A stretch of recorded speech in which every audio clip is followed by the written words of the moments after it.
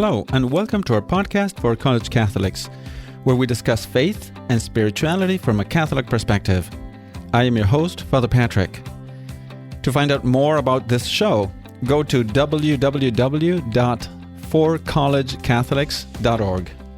And I'm really excited to be with you today as we start this new podcast, hoping to reach out to you and to many young adult Catholics so that we can grow together in our faith.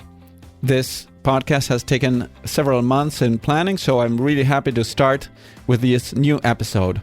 Just as a quick introduction, my name is Father Patrick Wainwright, and I'm a priest of the Miles Christi religious order.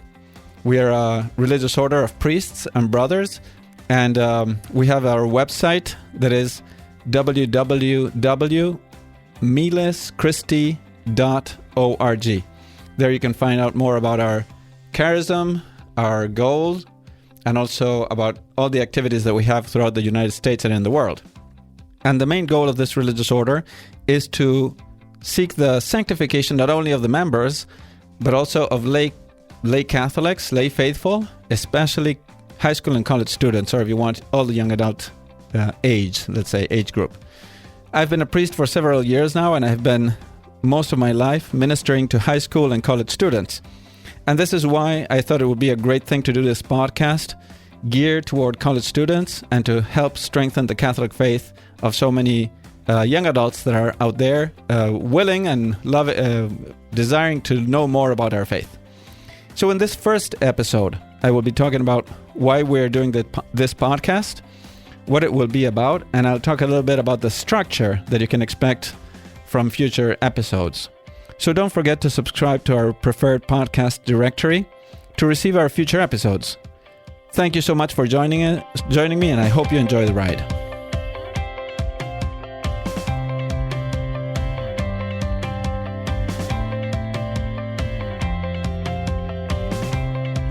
There's an example in the life of St. John of God where we can see how the little he learned at home helped him to save his life and his soul, but especially to become a saint.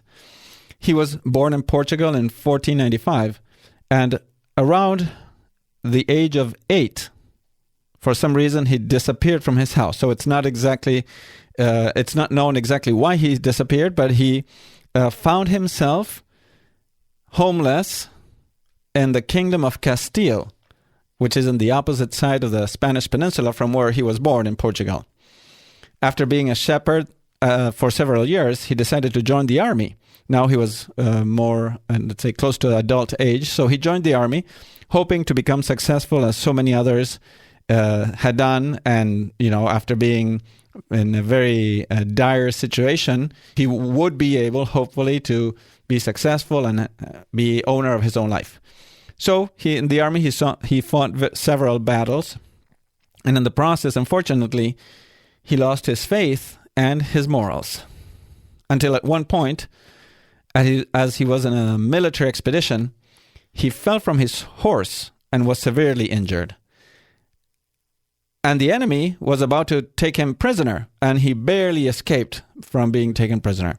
So now he lay on the ground, only waiting to die. And then the little he had learned in his childhood came to his mind. The prayer that he addressed as a child to the Virgin Mary, his spiritual mother, were brought to his memory, and he started praying to the Virgin Mary. He appealed to the Virgin to save him, and somehow he was rescued. So this event, and another similar event where he was about to be killed by a firing squad because he was found guilty for a very serious crime, he appealed to the Virgin Mary, and some more forgiving officer appeared and forgave him, which was incredible. So he realized that in both cases, the prayers to the Virgin Mary were really helpful and saved his life.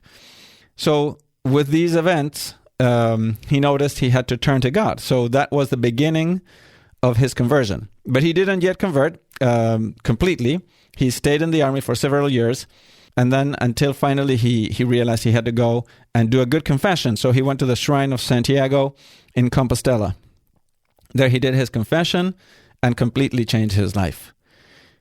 And then he eventually became the man whom we revere today as St. John of God. So what is most important in this case, or what I thought was useful to share with you, is how the prayers and the catechism that he had learned as a child were the catalyst that not only saved his life, but helped him reach heaven and also bring many others to heaven as well. So this is why I decided to start with this podcast, to help in some way to share with you the amazing treasure and wisdom of the Catholic Church and the Catholic faith, and to remind you how much God loves you and also wants you to reach heaven, and how in many cases he has a great plan for your life so that through you, God will work in the world for the salvation of many other people. So there's much to learn about the Catholic spiritual and doctrinal tradition of the Church. So much that an entire life would not be enough time for a normal person to know it all and to learn to appreciate everything.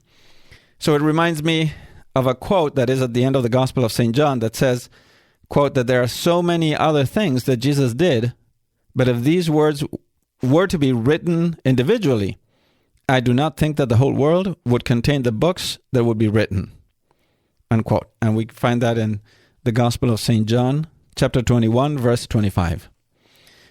So hopefully, with these truths and knowing more about your faith, at the end of your life, you may say with St. Paul, as he writes in the second letter of St. Timothy, chapter 4, I have fought the good fight, I have finished the race, I have kept the faith.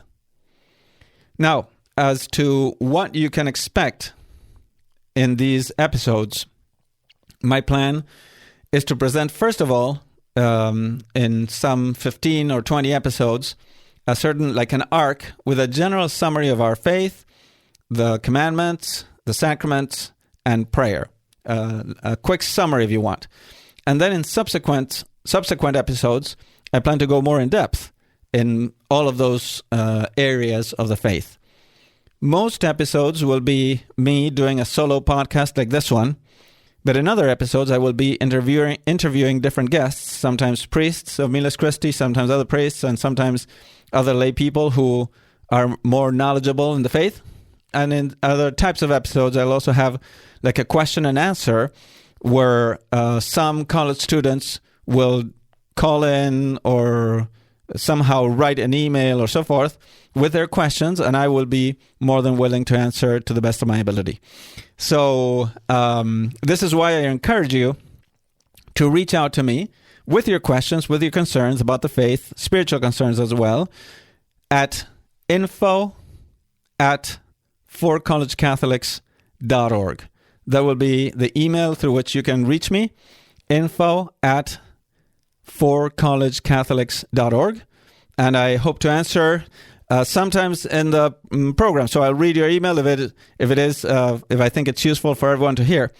So this will be more or less the typical plan. Sometimes the solo podcast, sometimes an interview with another person to share their story or to delve more into some topic of the faith or spirituality, and other times a question and answer type of thing.